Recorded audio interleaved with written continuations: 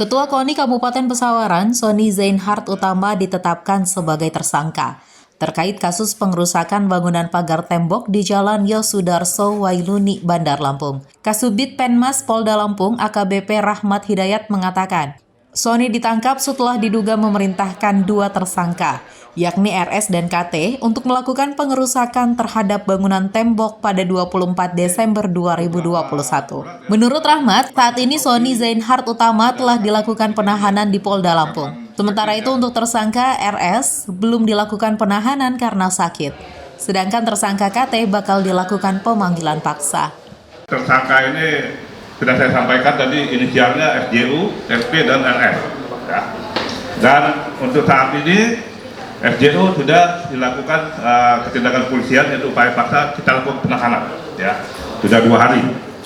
Dan yang 2 terhadap RS itu kemarin kita periksa, yang bersangkutan sakit dan dirawat di rumah sakit. Ya. Dan yang satunya KT, saat ini kita sudah melakukan pemanggilan 2 kali, belum hadir. Apabila dia tidak hadir lagi, kita akan mengeluarkan DPO terhadap yang bersangkutan.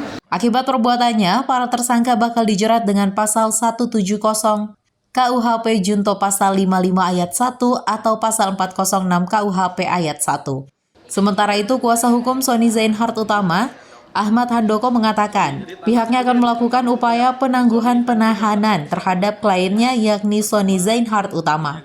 Menurut Handoko, sebelum terjadinya peristiwa pengerusakan tersebut, pihaknya juga telah melaporkan pelapor Andreas Yodeswa ke Polresta Bandar Lampung pada tahun 2018 lalu.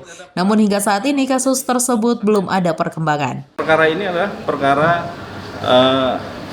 di mana Pak Sony itu mempertahankan haknya, di mana bahwa tanah yang sudah bersertifikat atas nama Pak Sony, yang sudah menang putusan pengadilan sampai PK, bahwa kepemilikan adalah punya Sony, kemudian dipagar oleh pelapor.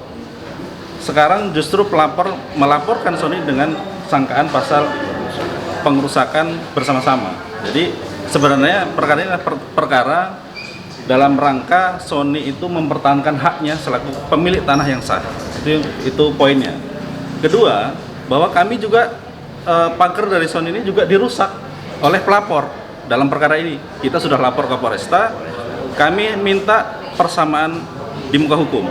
Kami minta agar mohon supaya pihak kepolisian juga mentersangkakan pelapor dalam perkara ini, karena pada laporan kita yang terdahulu perkara ini SP2HP A2 dengan menunggu proses persidangan sengketa perdata pada saat itu. Saat ini sengketa perdata kita sudah menang, sudah terbit sertifikat, jadi juga tidak ada alasan untuk tidak memproses laporan kami. Dalam hal ini, Handoko berharap agar pihak kepolisian dapat segera memproses laporan yang diajukan oleh kliennya yakni Sony Zainhard Utama. Ilham Diskursus Network melaporkan.